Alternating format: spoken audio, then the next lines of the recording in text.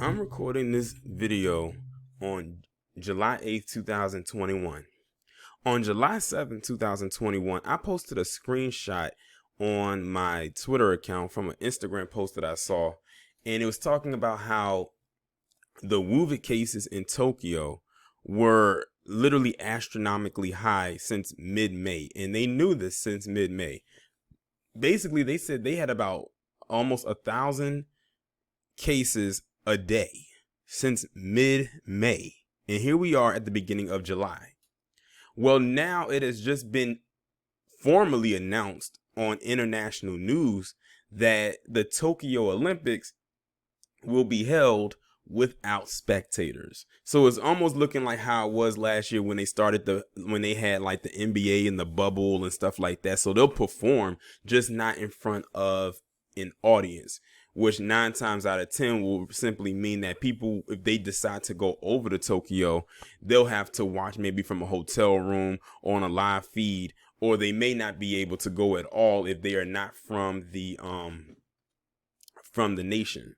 Because basically what's going on is that Tokyo has officially declared a state of emergency. It's that bad over there. And people were suggesting, why don't they just cancel it and reschedule it for a later time? They're not going to do that because last year they had no choice but to. They're not about to do it a second time and put it off another year. But you know what? This is their karma. This is their karma, and I don't have to tell you why it is. It just is what it is.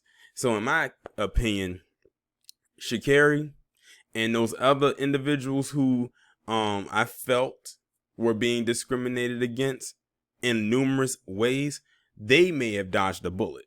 Because it's no fun competing in something like that and you don't have a crowd support there with you. That's no fun. I mean, look at how they did with the NBA with the bubble. Like, they had, like, that looks so boring to watch. It just did. And, like, a lot of times, athletes, they feed off of the energy of the crowd. But hey, it is what it is. I'm about to go ahead and read this article that came from Reuters, posted on July 8th, 2021. Organizers of the Tokyo Olympics have agreed to hold the event without spectators under a COVID-19 state of emergency, Japan's Olympics Minister Tamayo Marakawa said on Thursday. And this is for the entire event. This isn't just for just for a portion of it. This is for the entire event. So I had to pause it right quick because the article I was reading, it felt like an incomplete article. It felt like there was more information there that they didn't put in there. So I'm going to go ahead and I found another article to read from.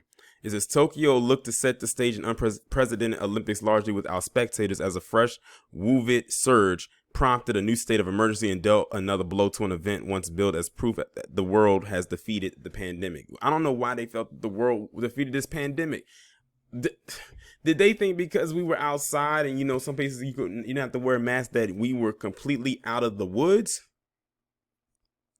Fans were expected to be excluded from all events in Tokyo and the surrounding areas, the Asahi newspaper and other news media said, citing unidentified officials, just as the government announced it would place the city under a state of emergency. International Olympic Committee Chief Thomas Bach landed in Tokyo Thursday and was scheduled to meet with organizers and Japanese government representatives to make the official decision.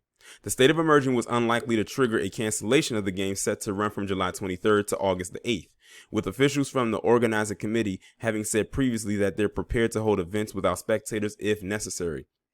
Still, empty stadiums will be added to scandals, cost overruns, delays in virus controls, and undermining the event's purpose of allowing a modernized Japan to take the spotlight. It will be an unusual way of staging the event amid a state of emergency. Now here's the thing. This is taking place over in Tokyo, Japan, which we know is an Asian nation. I don't know geographically wise where it's located as far as closeness or being further away from China. But in the continent of Asia, isn't that where the virus originated? I always found it odd that they would still even go there.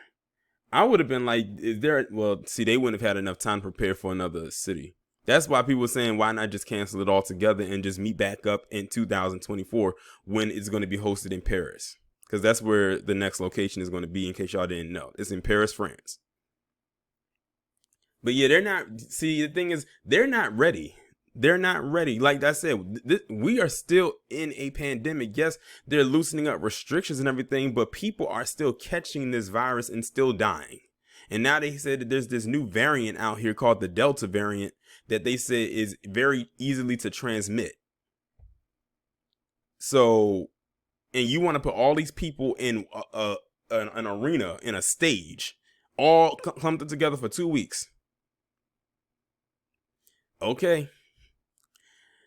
He says, I want to show from Tokyo that the human race can overcome great difficulty through hard work and wisdom. The return of emergency represents a political setback for Suga, I'm guessing that's how you pronounce his name, who has resisted canceling the games despite opposition from the much Japanese public. So this guy is, the people in Japan are saying that he should cancel it, and he's saying no.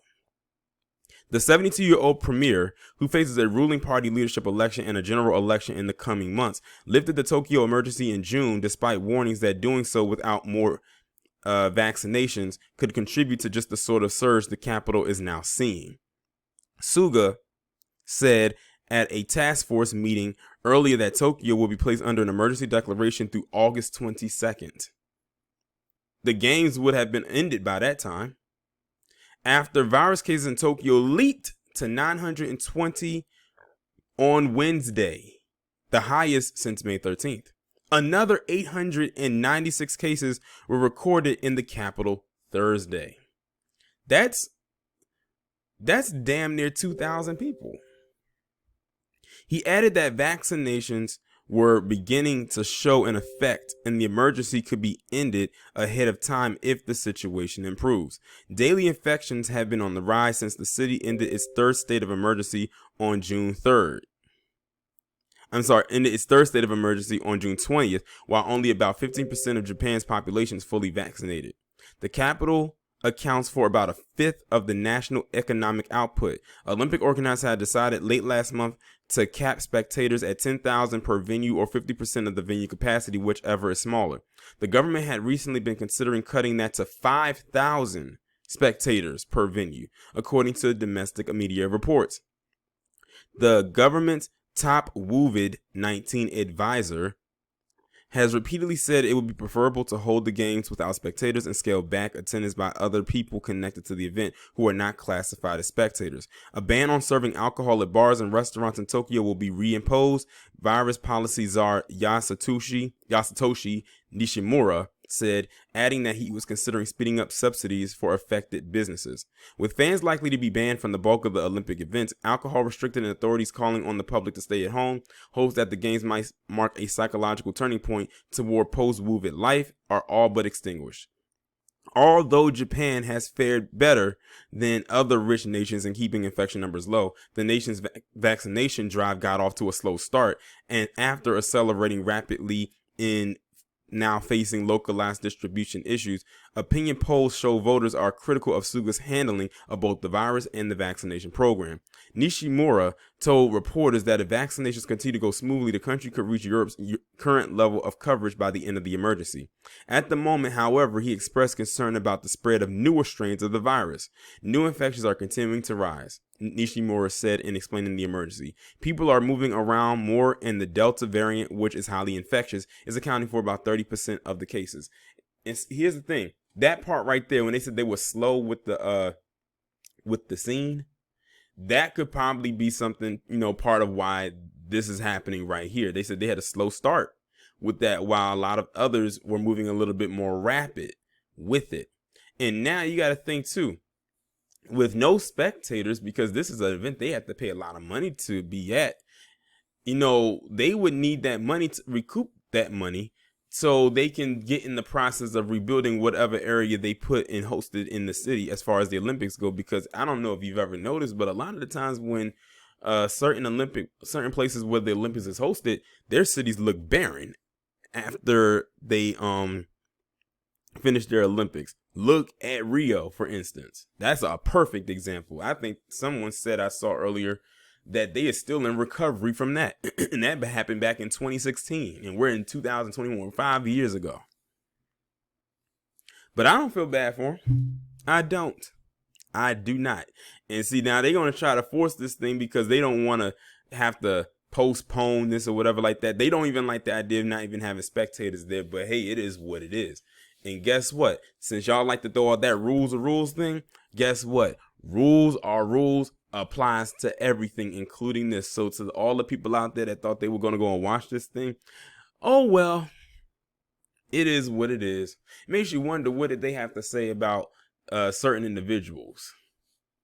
You know, the rules are rules crowd. I'm just curious. But this also lets you know at the end of the day, this is also a money thing. As usual, like that's no surprise. It's always a money thing at the end of the day. But you see what happens. But I don't feel bad. I know many people who are listening to this right now don't feel bad either.